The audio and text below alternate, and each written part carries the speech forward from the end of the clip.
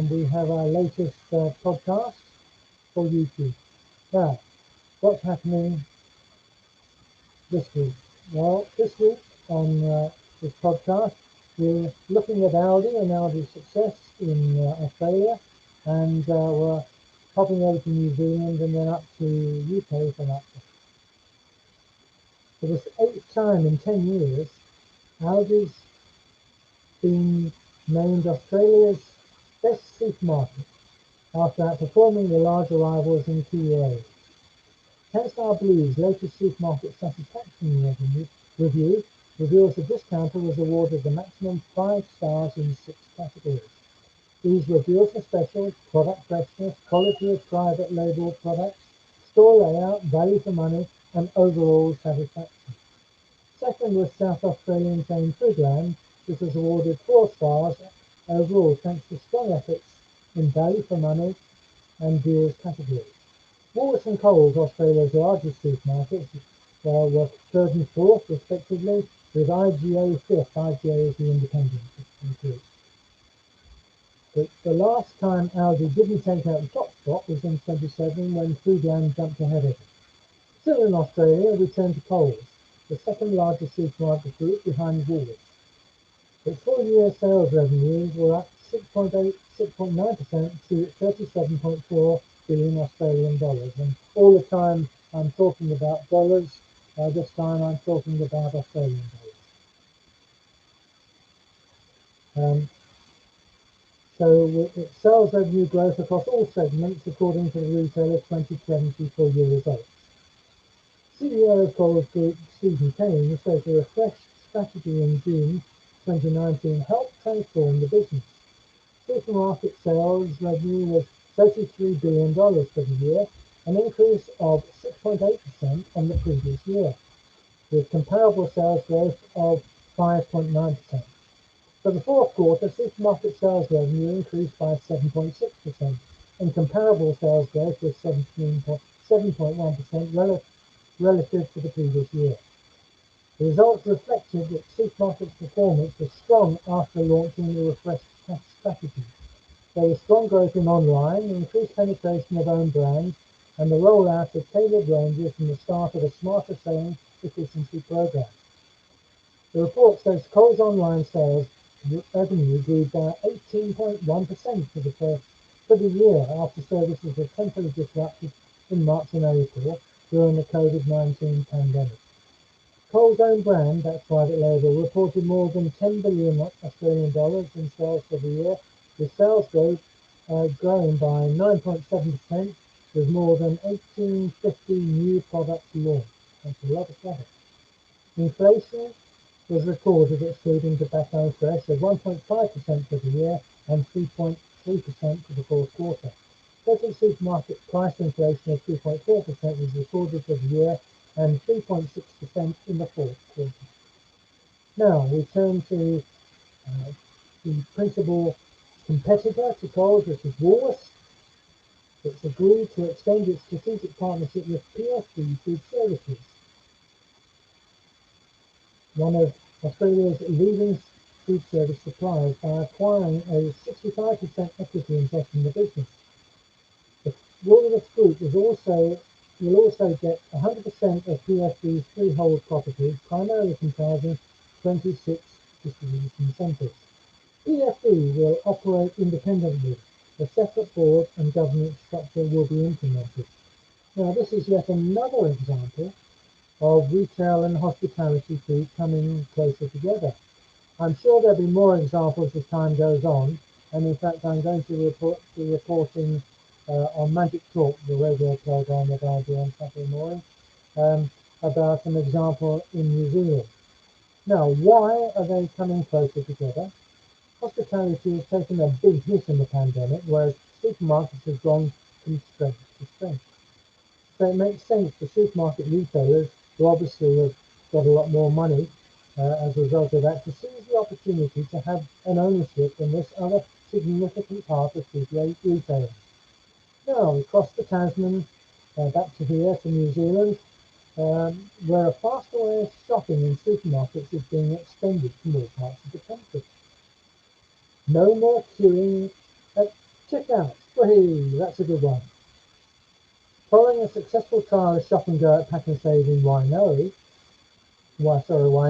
it's rolling out to other Pack and Save South Island stores throughout the rest of the year. Wainoni is now processing 18% of all its sales here. Latest store to go live is Queenstown. What is Shop and Go? A barcode scanning tool which lets customers scan their products as they shop. As well as scanning each product, there's a running total of how much is being spent. And you don't have to queue at checkout. Customers just scan a QR code on their Shop and Go screen at designated Shop and Go self-checkout lanes, prompting EFTPOS payment, and there's no conveyor belt to worry about. Once customers have packed their reusable bags while shopping, the bags stay packed as they sit in their trolleys. To use the devices, customers have to pick up a Sticky Club card in the store and register with the Sticky Club loyalty program. Once that's done, they can grab a handheld scanner from a rack to use Shop and Go at all participating Pack and Save stores. To release the scanner from the rack, they just have to swipe their Sticky card upwards and away you go. What's the Sticky Club, you ask? Well, Pack and Save uses the stickman, a drawn stickman, like we all used to when we were kids, with drawing a stickman, and that was a man. Well, he's on their TV commercials and in other media, and so therefore the stickman has led to the Sticky Club, which I think is a clever link. Oh, one more point. It's not new to kiwis.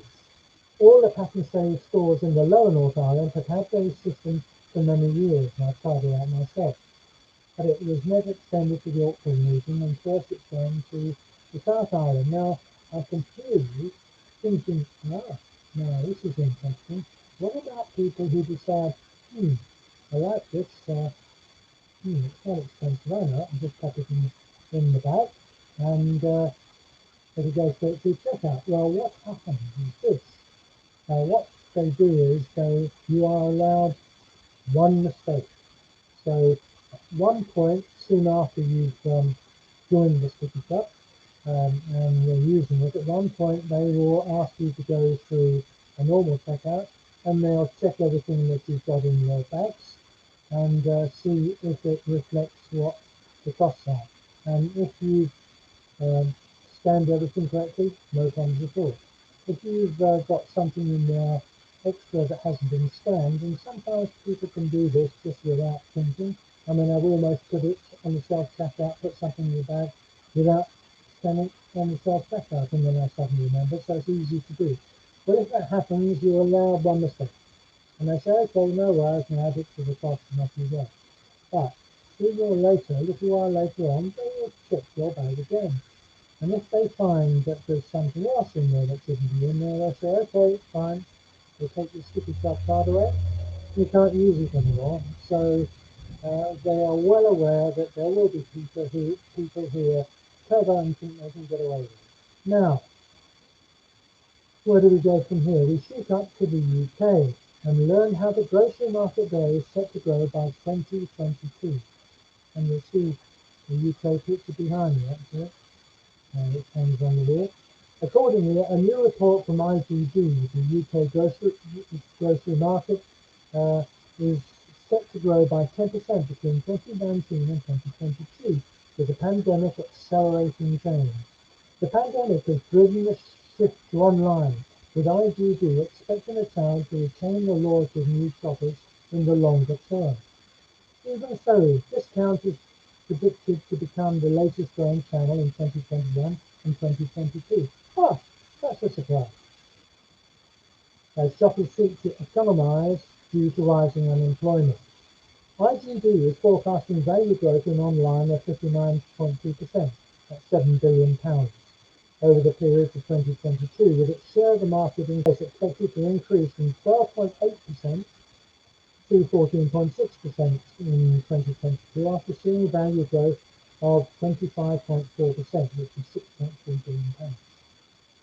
After proving popular during lockdown, the convenience channel is also set for robust growth at 13.2% over the 3-year period, with further market share gains, 21.4% in 2019 to 22% in 2022. Market share of hypermarkets is expected to decrease from 8.4% to 7.6% in 2022, and the share of supermarkets is forecast to decline from 46.1% to 42.3%. Moving back to this year, and with Black Friday some 3 months away, new research from Emos